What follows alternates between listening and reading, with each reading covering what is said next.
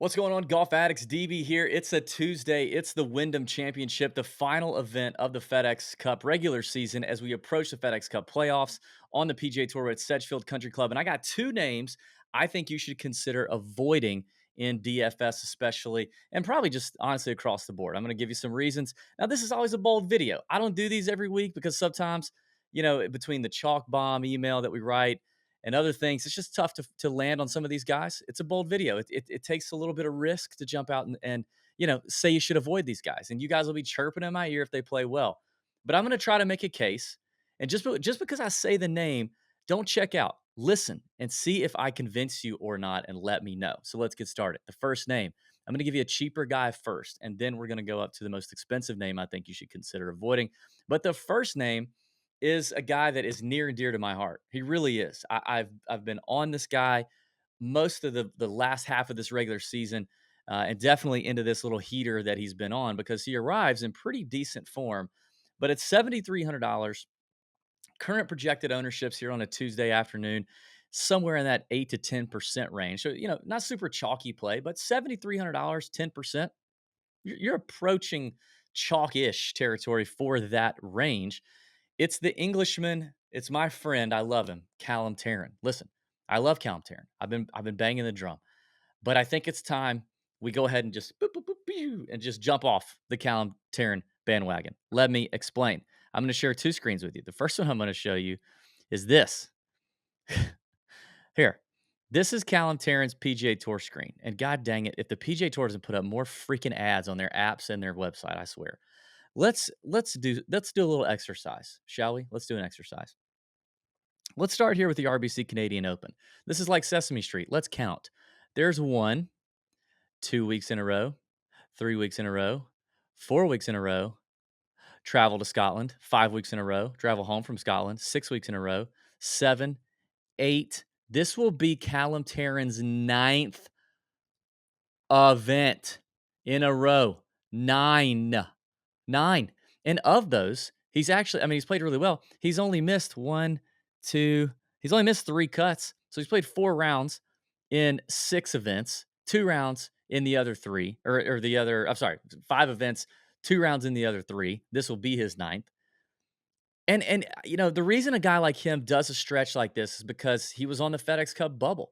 Just a few events ago, he was outside of the top 125. All of a sudden, he gets a 6th at the John Deere. Then he gets a 22nd at Barracuda. Then he gets a 7th at the 3M. That really put him over the top. And then a 20th last week just really solidified Callum Tarren. And he's now comfortably inside the 125 mark. And he's approaching the 70 mark. Let's see, where does he rank currently on he's 109. So he's safely within. He's not going to fall out if he misses the cut this week. He's not going to fall out of the top 25. He's 109th in the field. But let's look at another screen of Callum Tarrant. Let's open up on Fantasy National here. And let's look at some other things, because here's the deal. Well, what do we know about Sedgefield? You got to hit the fairway.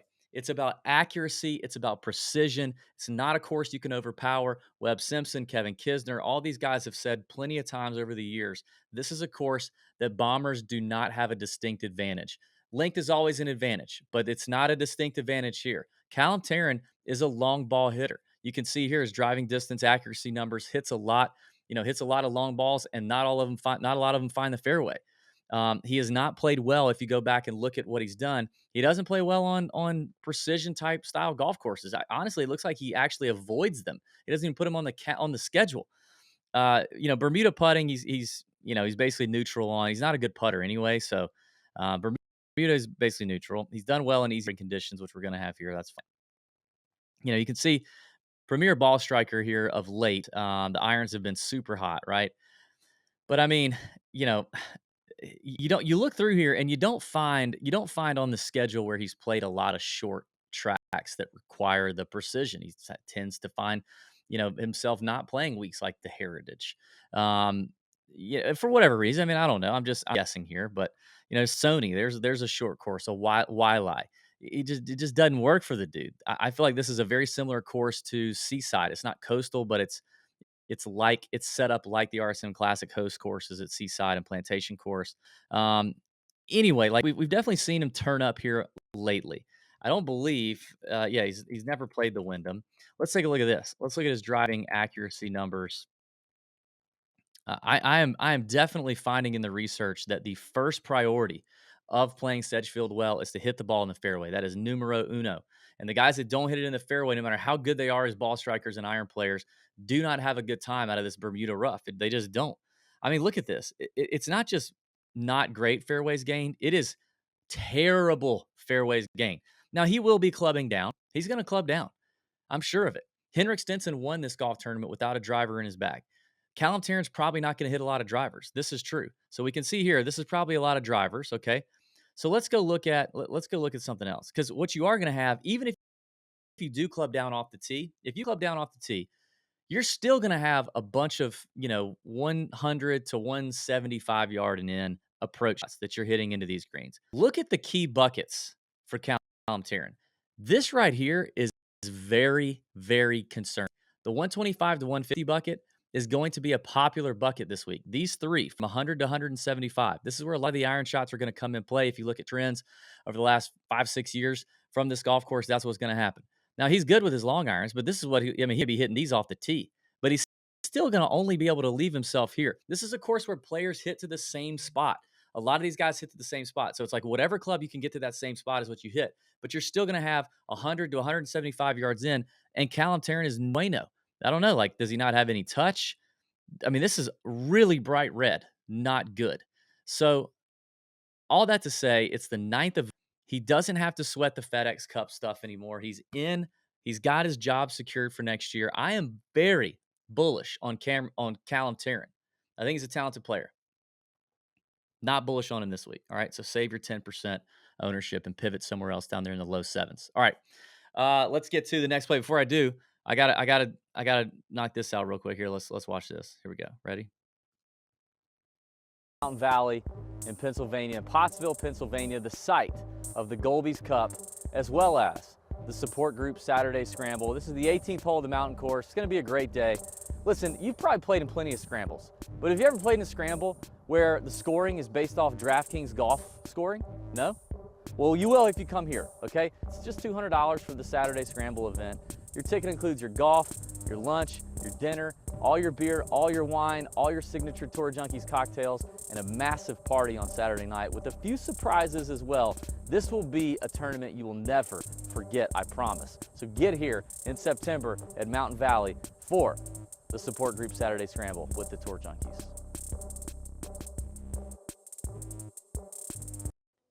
Check it out. The link is in the description below. We are less than 60 days away from that event. We still have a few spots left on the Friday nights or the Friday afternoon match play, as well as the Friday night party. That you buy that 2-day ticket that includes Friday and Saturday. No matter what you do, all your beer, wine, signature Tour Junkies cocktails, and meals are included in the ticket price. You're not going to want to miss it. It's our first ever live event. So, plenty of spots left if you just want to come up for the Saturday round, but only a handful left for the Friday and Saturday deal. And then, even on Sunday, if you're like, DB, I don't want to drive up there all the way just for one day. Well, Sunday, if you stay over on Sunday morning, probably early afternoon, we're all going to be recovering from our hangovers on Saturday night. We're going to sit in the bar at the club. We're going to watch Sunday the President's Cup. We're going to watch NFL Week 3 or 4, I think it is. We're in a legal gambling state. It's going to be beautiful. So you can chill with the Tour Junkies that Sunday and have a great time. So check it out. Link is in the description of the video. All right, my last play. Another guy here. He's not super. He's not projected to be super high owned. Not 8 to 10%. Okay, so nothing crazy. He's at $8,700, and it's your defending champion. It's Kevin Kisner. And listen, I love Kiss. Kiss is a friend of ours. He's been good to the Tour Junkies. I've had a winning ticket on him here at the Wyndham. Um, but he's not. He's just not doing it right now. He's just not. I said it last week when we were talking about him for the Rocket Mortgage. I think it was. I just don't. I'm not really buying Kisner's ball striking. Even the putter's a little cooler. Okay. Oh, I forgot to mention this.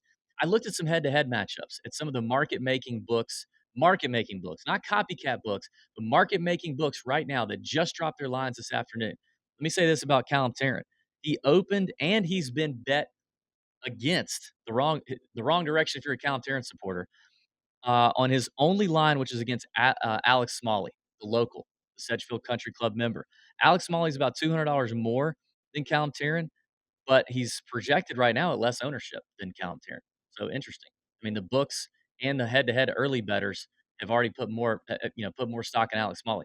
When you look at Kevin Kisner's lines, he has a couple of lines up there against Denny McCarthy and Terrell Hatton. Both of those players are more expensive than Kis. Denny McCarthy's projected to be about 13 or 14% owned as of now. I do think McCarthy will be more popular than Kiz, but Terrell Hatton is actually projected right around Kiz, if not lower. Not a lot of people playing Terrell Hatton. He's a dog to both. He opened as a dog to both McCarthy and Hatton. It's not a plus money dog, but he's a dog nonetheless in the market making books. Let's take a look at Fantasy National. I want to show you a couple of concerning things on Kevin Kisner, and we'll get out of here. All right. Here's Kisner. Obviously, he's an accurate driver of the golf ball. We know that, right? Obviously, he's a good putter over the long term. The putter has been little concerningly inconsistent with Kiss. He's had peak weeks for sure. Okay. All right. So let me scroll up here and I just want you to do this. I'm here in July. Okay. Rocket Mortgage through about, it's about a full year worth of events that we're looking at right here because it goes all the way down to the Northern Trust. Okay. Look at the green and red on the putting column, the strokes gained putting column. A lot of really peak weeks, 7.7, 5.9, but also notice a lot of the red sprinkled in, right? All right, if I scroll back up and I give you another year, like let me do from the Wyndham last year when he won, and it's basically another year, here. Look at how much more consistent. Look at the green here. Look at all the putting weeks here. 1, 2, 3 weeks where it was negative on putting. Let me keep scrolling and see what we do. We went to the CJ Cup in 2020. All right. So this is 2020 down to 2019, about another year. A lot of green, a little more red here, but it's a lot of green. And there's less green. I just don't think Kiz is putting the way that he used to putt. But I haven't shown you the most concerning thing yet. Just hold on. All right. Fairways gained. He's doing his thing, right? Like he's gaining fairways. Now, it's not this is not good. I mean, you go to a place like the Heritage and you can't gain strokes in the fairway. That's tough. But fairly consistent for Kiss. We had a little blip here. It looks like he may have gotten it back on track. I mean, he's not blowing it out of the water. I mean, 1.6, 1.3, 0.9 strokes. That looks a lot different than here. Okay. Um, whereas a year ago, look at how many dark green fairways gained we have for Kiss, right? All right, but here's the most concerning thing. And what I'm showing you is I'm kind of showing you the trends, right? As a whole, in long term, you zoom out. What type of player is Kevin Kisner? He's an accurate player. He's a precision type player. Got a great short game, yes. But the trend lately is a little concerning, which is one reason why I haven't played a lot of them this year, and it's not hurting me. This is what I don't like. All right, proximity ranges, 75 to 100 yards. Look at his big picture, like his entire PGA Tour career numbers down here at the bottom, point 0, 0.2. And then look at how it's like gotten much worse here lately, right? Look at this. These are key yardage buckets right here. These 3 buckets. We already talked about this with Callum Tarren. Look at this trend. Now this trend is positive. This trend and this trend, wrong direction. Wrong direction. I mean, look at some of these recent weeks. Majorly bad wedge and short iron performance here. Now he peaked here. I'm just saying, like the consistency. This is the last year. Okay, I'm just saying the consistency has not been great. I mean, look at all the green here. I'm worried about Kisner's consistency, and that's why I'm worried about him at all. Uh, the market making books don't like him. The head to head bettors don't like him. I don't like him this week. I think you should stay away. Save your money. Go somewhere else with Kevin Kisner. And that's all I got. Let's have a great week. May your screens be green. Don't get mad at me if these guys do well. Okay, it's just a tough video. Fades are tough to do. Sleepers are easy. Fades are tough to do because I'm not going to fade just any. I'm not going to tell you to fade some schmuck, and then I got to pick somebody decent. Okay, so don't get mad at me if this doesn't work out. All right, your screens be green. Bend over your bookie and stuff. See ya.